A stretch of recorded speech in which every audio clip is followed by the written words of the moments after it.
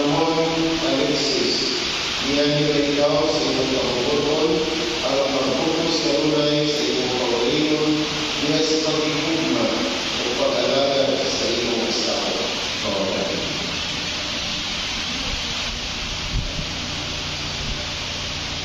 Gituman na ninyo ang pag-agap sa inyong mga anak. Naghihatag na ninyo sa Diyos sa inyong mga apo para mahimog silang makabutan o maayaw silang gituman ninyo. Sanglit ko ng mga video, mag-atubang mga atubang.